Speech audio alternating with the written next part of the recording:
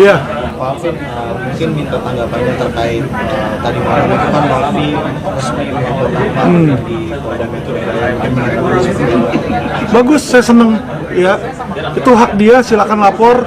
Tapi saya yakin laporan polisinya nggak bakal bisa jalan dan nggak bakal bisa masuk pengadilan karena menurut saya tidak cukup unsur di situ ya. Nanti juga kan mereka kan periksa ahli bahasa. Audionya enggak? Ya, jadi itu hak dari Novi ya. Silakan aja lapor. Saya seneng kok malah dia lapor di situ ya. Tapi saya tahu dia bakal cuma buang-buang waktu, buang-buang duit, buang-buang tenaga. Karena yang dia laporkan itu saya tahu tidak akan memenuhi unsur ya. Nanti juga kan polisi akan memeriksa ahli bahasa dan ahli bahasa akan melihat apakah itu sebuah tuduhan ataukah itu sebuah pertanyaan, dan itu adalah dua hal yang berbeda.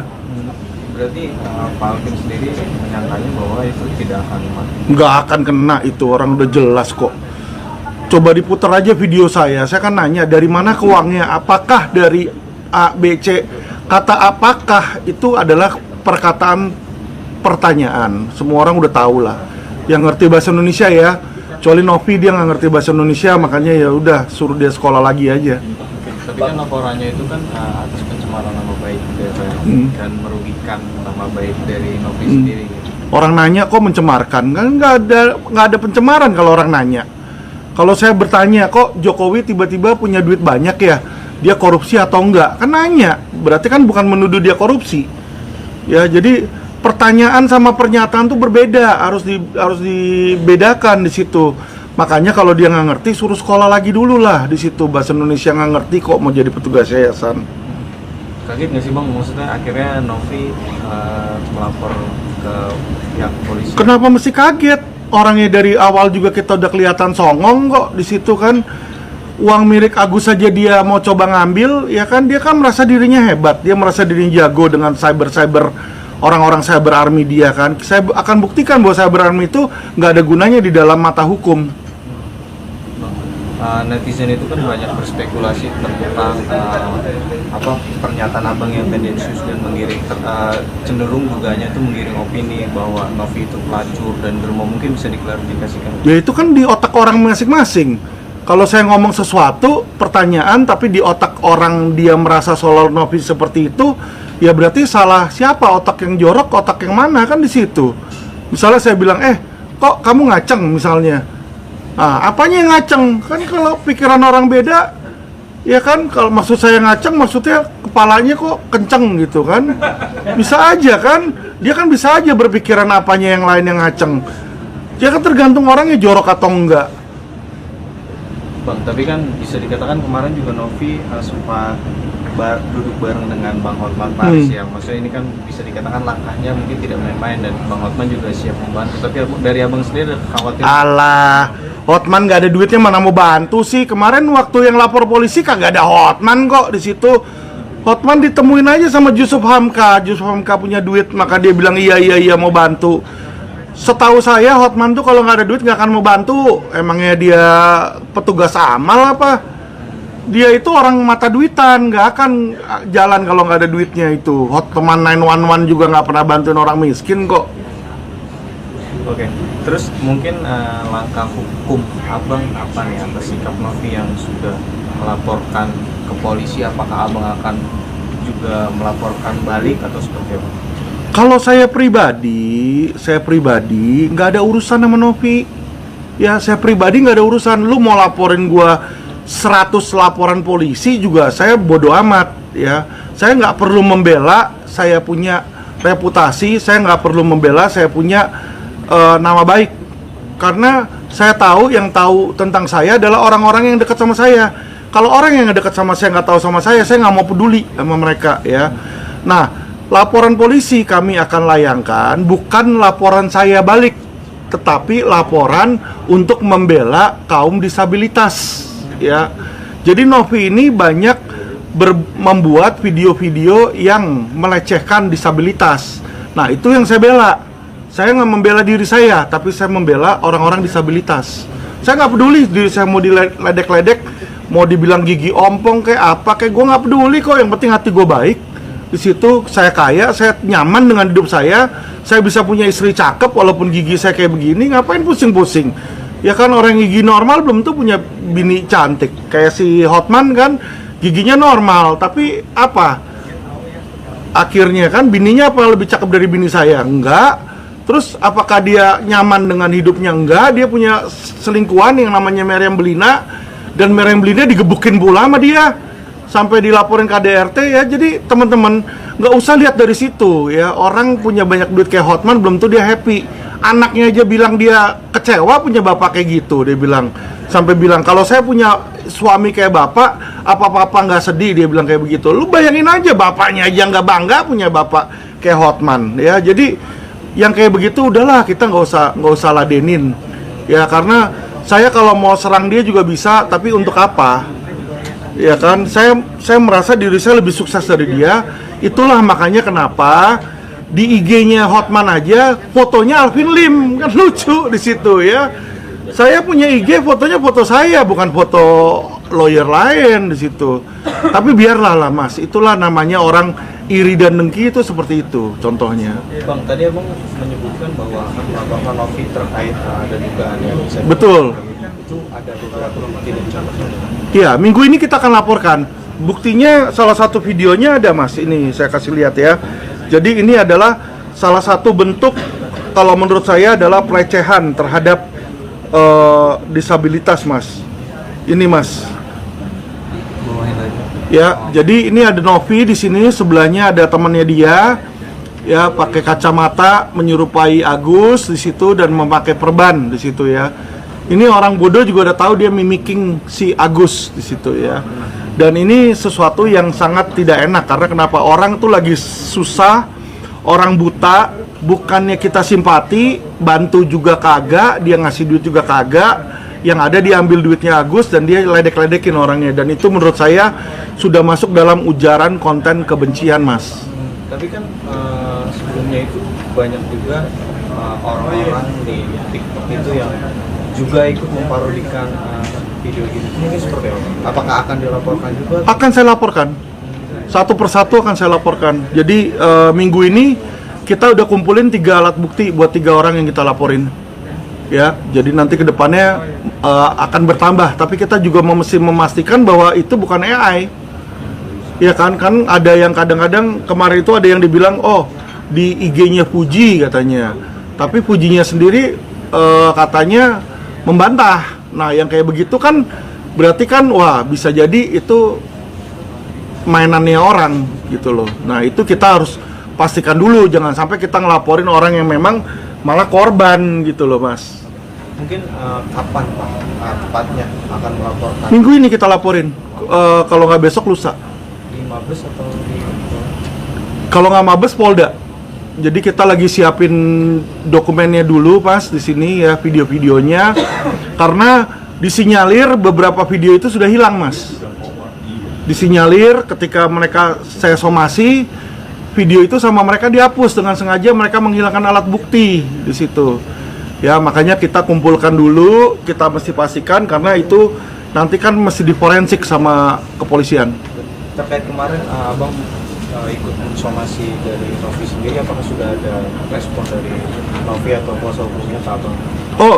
Kuasa hukumnya udah balas somasi kita di situ, tapi intinya dalam balasannya dia nggak menjawab dan tidak mau mengikuti apa yang kita minta dalam somasi. Jadi ya otomatis deadlock dan kita akan lapor polisi di situ. Karena memang batas waktu sampai hari ini. Bang, ini kan kemarin juga Novi speak up di media sosialnya bilang katanya pernyataan Abang itu sudah merusak nama baiknya, terus dan juga banyak bilang orang kalau pernyataan Abang itu nggak pantas kalau tak kenal nggak tanya seperti Abang Novi di media sosial gitu. Seperti apa? Ya, itu haknya dia ya. Kalau dia bilang dia punya nama baik, kalau menurut saya sejak kapan dia punya nama baik? Ketika orang mengambil uang milik orang buta, itu menurut saya nggak baik itu orang yang kayak begitu.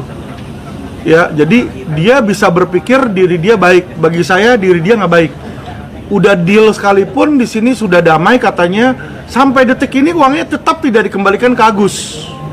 Itu kenapa kalau kayak begitu? Orang kan butuh untuk pengobatan. Mensos juga udah bilang kembalikan. Ya, terus bagaimana orang baik dia mengurus ODGJ, mengurus bayi tapi tidak ada izin, Mas. Ya, jadi kalau lu nggak punya izin berarti lu bukan yayasan sosial dong. Harus punya izin dan harus terdaftar. Kita kan hidup di negara Indonesia, patuhilah hukum yang ada di Indonesia. Kalau dia nggak mematuhi hukum, menurut saya itu bukan orang baik dan tidak ada itikat baik di situ. Jadi apa yang dibilang dia punya reputasi yang baik, kalau menurut saya reputasi dia sampah ya. Kalau menurut saya di situ ya. Terserah kalau dia beranggapan diri dia malaikat, itu anggapan dia. Terus kalau kata-kata saya membuat dia tersinggung, bodoh amat, ya kan? Pendapat saya seperti itu kok, gitu. Lu terima nggak terima, ya kan? Setiap orang kan boleh punya pendapat berbeda. Kita balik lagi, kita bilang pendapat, ya kan? Boleh dong. Emang saya ketemu orang, saya harus selalu suka sama orang itu kan? Tidak. Berarti nggak ada penyesalan emang dari Abang? Kenapa mesti menyesal? Orang kayak begitu kok disesalin. Yang ada itu dia kerahkan dia punya cyber, dia serang orang-orang, dia serang anak saya dan teman baik dia yang dia sebut namanya sebagai salah satu dari 3 orang itu, asam lambung itu juga kan nyerang anak saya dengan sengaja. Berarti kan memang sudah secara terstruktur dia lakukan hal itu untuk apa? Untuk membuat saya emosi sebenarnya kan. Tapi bagi saya itu cuma angin lalu aja. Bang, Biasa aja buat saya. Hari Minggu juga Firdaus Saiwoku juga melaporkan Novi ke Polres juga ya? Betul. Mungkin seperti apa? Ya, Firdaus datang ke saya, dia juga mengungkapkan bahwa dia itu kesel ya sama si Novi karena dia merasa di-prank. Dia datang dan saya bilang ya udah Bang, kalau memang Abang kesel sama Novi, kalau memang Abang mau berlawanan sama Novi, ya udah jadi kuasa hukum Agus, saya bisa terima, saya bilang gitu kan. Dan beliau gabung ke saya awalnya di situ kan. Dan video-video juga jelas ya. Kalau kita bilang, kalau si Novi bilang dia nggak pernah nawarin, kalau dia nggak pernah nawarin, harusnya dia tolak dong ketika si Firdaus bilang, oh ini saya kuasa hukumnya nih, saya akan membantu Novi. Harusnya dia bilang dong, ini kan ada videonya Mas di sini Mas. Alhamdulillah malam ini saya ya di dalam video ini Novianti. Dia bilang tuh pengacara Novianti. Ini setelah permohonan saya. Ya, dan di sini kalau Abang lihat, kabulkan ya. dia bilang permohonannya dikabulkan tuh. Dia bilang di sini ya. Saya tidak ingin uang Agus dikembalikan. Saya nggak ingin uang Agus dikembalikan. Dan lihat ini Novi di sini. Harusnya kan kalau misalnya bukan kuasa hukum, dia di sebelahnya dia ngomong dong. Gua nggak pernah kasih kuasa ke lu. Doain ya, semoga Nih, sudah diberikan kelancaran. doain supaya diberikan. Kemudahan. Ya kan? Di sini kan malah terlihat seolah-olah dia doain ya kita satu ini. Di sini aja udah kelihatan bagaimana jahatnya orang ini, Mas. Ini lawyer di prank loh. Lawyer ini kita punya profesi loh, ya. Apalagi kayak si Firdaus ini juga dia membantu dengan gratis. Dia bilang dia nggak cas sama sekali, dia nggak bayar sama sekali itu si Novi. Jadi di sini saya melihat jahatnya Novi ini kelihatan di sini. Kalau dia serahkan uang itu dari kapan-kapan ke Agus, nggak akan ada masalah ini, Mas. Kan di situ sebenarnya. Tapi yang kabar terbarunya Bang Firdaus juga mengundurkan diri ya Bang, jadi kuasa hukum. Iya, karena dia alasannya karena dia ditekan sama Pablo Benua. Jadi kalau kita lihat di sini ya, kita lihat bagaimana Pablo Benua inilah yang mengorkestra Mas di situ. Jadi di sini ada video kalau Mas lihat, Pablo Benua minta agar si Firdaus itu mengundurkan diri Mas. Mengundurkan diri dari mana namanya tuh? Dari kuasa hukum di situ. Dan dia minta si siapa namanya untuk minta maaf. Dibilang di sini ini kan ada nih. Ya, jadi semua sekarang itu kita udah ada jejak digitalnya Mas di sini. Jadi dari jejak digital ini kita sebenarnya duduk bareng ngobrol, gue yakin ketawa-ketawa lagi. Nih Pablo Benua Seneng ngeliat lu pada saat sama Novi pun seneng ngeliat lu pada saat lu Pablo Benua sama si Lu wujudin permohonan lu nah ini Firdaus. sesuai dengan apa yang lu bilang. Ya. Temui gue sama Novi. Temui gue dengan Novi udah clear. Novi bikin video lagi sama seperti video kayak gue dulu. Novi bikin video lagi. Acaranya udah itu doang. Bukan bukan maaf yang ini ya maksud Nah, bukan dia ini. bilang kalau itu dilakukan oleh Pablo, dia akan mengundurkan diri. Dia bilang situ. Nah, Pablo bilang ya udah, gue iniin katanya kan. Tapi yang saya bilang, kalau menurut saya nanti dia kemungkinan akan di-prank lagi. Jadi bahan ketawaan lah. Udah dari sana ke sini, balik lagi ke sana, nanti balik lagi ke sini. Orang kan jadi akan lucu ngelihatnya ya, gitu loh, kayak nggak ada pendirian takutnya. Itu yang saya kasihan sama Bang Firdaus. Tapi menyayangkan nggak sih Bang akan langkahnya Firdaus gitu? Kan kemarin baru deklarasi sama Abang gitu. Iya. Mendukung Agus. Nah terus sekarang pindah lagi, bilang mengundurkan diri lagi, terus ada tekanan dari Pablo juga. Ya, itu pilihan dia ya. Kalau saya sih nggak mungkin akan lakukan hal seperti itu, Mas. Kan mungkin wartawan-wartawan juga tahu ketika lagi press conference di rumah saya tidak ada paksaan. Justru beliau yang bilang, mana surat kuasanya, print dulu, cetak dulu, tanda tangan dulu. Kan kita tanda tangan di situ. Ya, nggak ada paksaan di situ. Balik ke materi soal Iya. laporan kemarin dari kuasa hukumnya Novi dan juga dihadiri Novi. Iya. Kali kan bahwa bilang bahwa itu nggak menuju ke Novi bahwa dia melakukan ini, ya kan? Tapi dari pihaknya sana itu kalau berstatement itu dari muka ke muka nggak ada masalah. Tapi kan itu disebar ke salah satu YouTube pribadinya sendiri. Gimana tanggapannya? Ya nggak masalah, tetap aja pertanyaan adalah pertanyaan. Tapi kalau dia bilang pertanyaan itu dari muka ke muka, pertanyaan Mana ada aturan kayak gitu? Aturan hukumnya mana yang harus dari muka ke muka? Jangan bikin asumsi sendiri lah, gitu loh. Kalau saya nanya, mau saya nanya dari YouTube kek, mau saya nanya dari TV kek, mau saya ngomong sama orangnya saya nanya, tetap aja itu pertanyaan. Ya kan, gimana mau tanya dari muka ke muka? Gue nomor telepon Novi aja kagak ada. Tapi kan yang disayangkan lagi dia bilang bahwa itu disebar ke media dan akhirnya Lo gue sebar ke media biar dia jawab dong. Orang nanya, Bapak nanya itu kan butuh jawaban, ya kan? Saya nggak ada nomor telepon Novi, kenal juga kagak. Ya salah satunya kan melalui medsos agar supaya disebarkan, orangnya tahu jawab. Kan dia tinggal jawab, enggak, Vin, saya nggak mendapatkan uang dari melacur, simple. Kalau memang bukan, kenapa dia mesti tersinggung? Kecuali memang lu pelacur. Kalau lu pelacur, lu boleh tersinggung dong. Kalau dibilang dirinya melacur, orang nanya kok. tapi dua hal yang berbeda. Tapi kalau dia bilang bicaranya langsung, itu dong sih pertanyaan dia. Dan Saya nggak bisa bicara langsung karena saya nggak tahu nomor teleponnya. Kalau saya tahu nomor teleponnya, saya telepon langsung, saya bicara langsung, Mas. tapi dalam laporan dia ada 4 pasal yang dia dilaporkan, yaitu undang-undang ITE, dan juga merasa bahwa anaknya juga dibully gara-gara perkataan Alvin sendiri. Ya terserah dia, yang bully siapa? Yang bully anaknya bukan saya kok. Kalau yang bully bukan saya, ya mana bisa dia laporin saya? Iya kan? Saya ngomong sesuatu, anaknya dibully sama orang lain, lu laporin orang lain yang ngebully dia dong. Karena hasil dari perkataan. Mana ada hasil dari perkataan? Ya kan, itu kan asumsi orang. Ketika saya ngomong sesuatu, orang berasumsi buruk, dia akan berpikir buruk. Kalau dia berasumsi ngeres, otaknya ngeres, dia akan berpikir ngeres. Padahal mungkin bagi saya biasa aja. Misalnya saya bilang, Mas, saya basah nih, Mas. Ya kan? Bagi saya basah maksudnya saya baru kena ciprat. Kalau cewek, saya bilang, Mas, saya basah, dia pikir saya kepengen.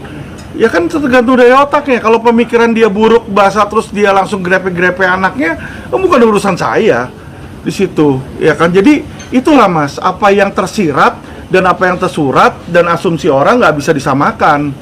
Ya, nanti polisi kan paling pasti nanya. Ketika polisi nanya dan saya bilang, oh, maksud saya adalah bertanya, saya nggak menuduh, udah selesai itu, mens reanya udah nggak ada, Mas. Ya, orang menuduh itu adalah orang yang yakin dia punya kesengajaan dengan sengaja mens rea untuk menjelekkan orang. Kalau ini saya nggak punya kesengajaan untuk menjelekkan, saya bertanya di situ. Jadi unsurnya nggak akan terpenuhi di situ. Tapi delik aduannya itu ada 2 YouTube, yaitu statementnya Bang Lim sendiri diambil dan ada juga RD juga yang akan diambil dan sudah dilaporkan malam. Ya kalau RD kan beda lagi, Mas. Dia mau laporin RD ya RD ngomongnya apa sama saya kan mungkin beda. Setahu saya kalau RD nggak ada pakai kata apakah. Ya kan saya juga ngelihat videonya RD kan, dia langsung bilang, Novi itu pemakai narkoba, dia bilang gitu. Nah itu pernyataan. Kalau dia nanya apakah Novi pemakai narkoba terus dibilang pencemarkan, nah itu ngawur. di situ.